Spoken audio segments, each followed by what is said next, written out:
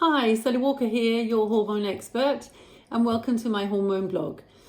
Today I'm going to answer a question from a Danish lady called Lotta, and she's actually writing for a friend. And so this friend is 40 years of age and is suffering from very heavy bleeds. She's saying so bad that she's up many times of the night and can't leave her house for 2 days, more than 30 minutes at a time. So this is very severe bleeding. So she goes on to tell me that the friend has had a mirena coil, so the hormone coil, for some years, but she had it removed because she was feeling it wasn't doing her hormones any good, it was making her a little bit unstable. She was saying that she was putting on in weight and didn't matter what she did, it wouldn't stop it. But since the coil has come out, then she's now suffering with these heavy bleeds. So why is she having the heavy bleeds and what can she do about it? Well, good questions, hey? So let's have a little look at that. But let's start with, well, what is the mirena coil and how does it work? So the mirena coil is an implant which the doctors are using as a contraception, but it's also very often used for ladies in their perimenopausal times when they start getting the heavy bleeds. Now, we get the heavy bleeds in perimenopausal times because of the imbalance between estrogen and progesterone. So we have high estrogen and lower progesterone. Yeah. So remember, estrogen is the hormone which talks to the uterine wall and activates it, creating blood, and progesterone is the one which blocks these messages. So in the coil we have a hormone called is a progestin, so the family of hormones called progestin, and the hormone is called levonorgestrel. Now this hormone is in the same family as progesterone, but it is not bioidentical. So progesterone is produced in the body, and levonorgestrel is not produced in the body. Now, related to your uterine wall, the progestin levonorgestrel will work identically to progesterone, but it doesn't work as progesterone other places in the body.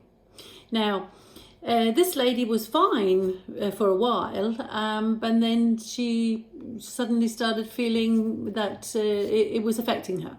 Now, the general consensus here is that the mirena coil only affects the uterus, that the hormone does not affect the rest of the body. So this is probably the case for the biggest majority of ladies, but there are some ladies who really do have a rough time with the coil and it has to come out, and as soon as it comes out, then the ladies say, oh wow, I feel much better again. So why is this? Well, my take on this is that if for some reason the brain gets involved, if this hormone in some way affects the control of your cycle through the brain and stops your natural cycle, which normally would just be running in the background, you're not making blood because the progestin is stopping the uterus producing blood, so the egg, even if it gets fertilized, has nowhere to nestle, so it'll just go out with the wash, if you like. Yeah, so you don't get pregnant, that's how it works. So, but for some reason that cycle stops, then you don't have your production of the egg, you don't have your ovulation, you don't get your own production of progesterone. So then you might start getting other types of symptoms. Your mood might change, you might, increase in weight. There can be different things here that happen. So then we need to get the cycle going again. So most ladies will take the coil out and then see how they go. So this lady takes the coil out and then she starts getting heavy bleeds. Well, so estrogen now is allowed to deliver its messages, so the uterine wall is producing lots of blood. So, this is normal, natural. Now, what I suspect for this lady is that she hasn't started her cycle. So even though the coil has come out, she's not having an ovulation. So the first thing I would do here would be to check to see if she's having an ovulation. And this lady can buy a little test kit at the chemist and check for ovulation. She could get her doctor involved, and I think possibly that would be a good idea with the amount of the bleeds that's going on, and the doctor could do some blood testing to see if she's having any ovulation. Yeah, so because if she's having ovulation, then she will be producing progesterone, so the problem must be somewhere else. But if she's not having an ovulation, getting that cycle running again so she gets an ovulation is the way forward. This is how we would like to work with it. So that would be the first thing.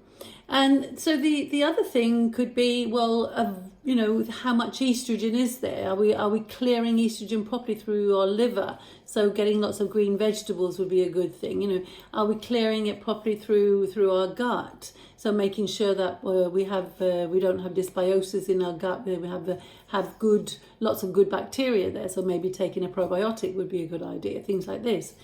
And then the other thing would be obviously not eating things that have estrogen or estrogen type hormones. So the plant foods, the soyas, the red clovers, even the flax seeds, that kind of thing, which might increase the estrogen effect. So keeping that down would be a good thing. So as this lady is bleeding lots, she's losing lots of iron. So this is also going to affect her mood and her energy levels like crazy. So she has to be very careful there. So I think involving the doctor is a good thing, and getting things checked out. Checking that uterine wall, making sure there's not maybe there's fibroids, maybe there's uterine fibroids. So getting to have a picture of what's going on, because it does sound as if it's quite drastic. But as I said, it might just be the simple case that she's not ovulating because the cycle's not running properly, and then we need to do different kinds of things to get that cycle running.